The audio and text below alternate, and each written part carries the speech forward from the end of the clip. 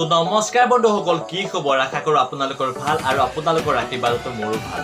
গতিকে বন্ধুসকল, বেছিকৈ আবুল তাবুল বলকি নাথাকি আপোনালোকক পুনৰ স্বাগতম জনাইছোঁ আমাৰ অন্য এটা ভিডিঅ'লৈ।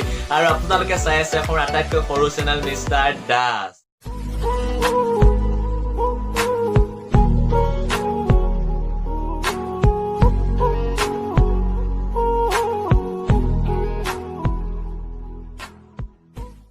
বন্ধুসকল, আজি আমি কোনো এটা টিকটক ভিডিঅ' বা গানৰ ওপৰত কথা নাপাতো। আজি আমি আকৌ কথা পাতিম এগৰাকী ছোৱালীৰ ওপৰত। গতিকে বন্ধুসকল, বেছি সময় পলম নকৰি বলকচোন আৰম্ভ কৰোঁ আমাৰ আজিৰ সভাখন। বন্ধুসকল, বৰ্তমান সময়ত টিকটকত ভাইৰেল হৈ আছে এগৰাকী ছোৱালী, যিগৰাকী ছোৱালীক ইতিমধ্যে আমি আমাৰ মাজৰ পৰা হেৰুৱাই পেলাইছোঁ।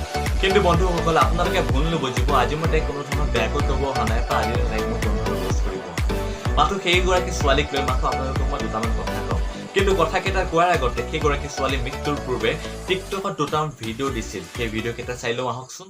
মই আজি উপায় নাই, মোৰ বয়ফ্ৰেণ্ডে চুইচাইড কৰি লৈছে আৰু মই আজি উপায় নাইছে, মই যাব লাগিব তাৰ লগত, কাৰণ মোৰ বহুত ভুল হৈ গ'ল। তাক ভাল নাপাওঁ বুলি কৈছিলোঁ। আজি মই ষ্টেচনত আহিছোঁ, মৰিব তাৰ লগত যাম আৰু দেই। বাই ফ্ৰেণ্ডছ, আলবিদা। মৰিবৰ মন নাই জানা, বুকুখন বহুত কঁপি আছে, বাট উপায় নাই ন, উপায় নাই অ'। তাক বহুত ভাল পাইছিলোঁ যে, সেইটো কাৰণে। লাভ ইউ মা, লাভ ইউ দেউতা। তোমালোকে ভালকে থাকিবা, ভাইটি আছে, ভাইটিক ভালকে পঢ়াবা। বাই। বন্ধুসকল, এইগৰাকী হৈছে সেইগৰাকী ছোৱালী যাৰ কথা মই আপোনালোকক কিমান টাইমে কৈ আছিলোঁ। কিন্তু বন্ধুসকল, এইগৰাকী মই বাইদেউ বুলিয়ে ক'ম, কাৰণ সেইগৰাকী মোতকৈ ডাঙৰ হয় আৰু সেইবাবে মই তেওঁক বাইদেউ বুলিয়ে কৈছোঁ। বাইদেউ, আপোনাৰ কথাটো আমি বুজি পাইছোঁ, আপুনি কাৰোবাক সঁচাই ভাল পাইছিল আৰু তেওঁ আপোনাক এৰি বহুত দূৰ গুচি গৈছিল। আৰু সেইটো বেজাৰতে আপুনিও তেওঁক বিচাৰি আমাৰ মাজৰ পৰা বহুত দূৰ গুচি গ'ল। কিন্তু আপুনি এইটো ভাবি নাচালে কিয়? আপুনি যোৱাৰ পিছত আপোনাৰ ঘৰখনৰ, আপোনাৰ মা দেউতাৰ, আপোনাৰ ভাইটিৰ কি হ'ব? আপোনাক লৈ দেখা সপোনবোৰ কি হ'ব? কিন্তু আপুনি সেইটো একো নাভাবি মাথো আত্মহত্যা কৰিব বিচাৰে। বন্ধুসকল, আমাৰ এইগৰাকী বাইদেৱে এইটো কথা বুজাই থৈ গ'ল যে এতিয়াও সঁচা ভাল পোৱা জীয়াই আছে। প্ৰেম মানে হ'ল ঠিক এনেকুৱাই, কিন্তু প্ৰেমৰ অৰ্থ এইটো নহয় যে প্ৰেম কৰিলেই আপোনজনক নেপালে বা আপোনজন হেৰাই গ'লেই নিজৰ জীৱন দান দিব। কিন্তু বন্ধুসকল, বেছিকৈ মই নকওঁ, আপোনালোকক মাত্ৰ এইকেইটা কথাকে ক'লোঁ। সদৌ শেষত মই আপোনালোকক দুটামান কথাকে ক'ম। প্ৰেম মানে কোনো জীৱনৰ লগত খেলা নহয়, প্ৰেম মানে এটা আত্মহত্যা নহয়।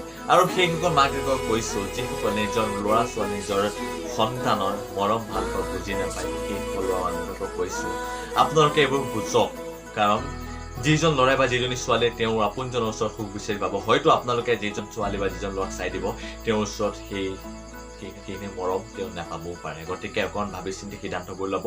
সদৌ শেষত মই আপোনালোকে এটা কথাকে ক'ম, প্ৰেম কৰক, প্ৰেমৰ অৰ্থ বুজক, প্ৰেমৰ সন্মান কৰক। গতিকে বন্ধুসকল, সদৌ শেষত আমাৰ মিষ্টাৰ দাস পৰিয়ালবৰ্গৰ তৰফৰ পৰা আমাৰ বাইদেউগৰাকী, আপুনি য'তেই আছে ত'তেই যাতে আপোনাৰ আত্মাই চিৰ শান্তি লাভ কৰক, তাৰে কামনা কৰিলোঁ। গতিকে বন্ধুসকল, এয়া আছিল আজি ভিডিঅ'। যদি ভিডিঅ'টো চাই ভাল লাগিলে তেন্তে প্লিজ লাইক কৰিব নকওঁ বাৰু, মই কমেণ্ট কৰিব নকওঁ, কিন্তু প্লিজ শ্বেয়াৰ কৰিব। কাৰণ প্ৰত্যেকজন মাক দেউতাকে বুজক যে নিজৰ সন্তানৰ নিজৰ মৰম ভাল পোৱাৰ পৰিণাম কিমান, এটা প্ৰেমৰ অৰ্থ কি। গতিকে বন্ধুসকল, আজিলৈ এৰিলোঁ। ধন্যবাদ। জয় আই অসম।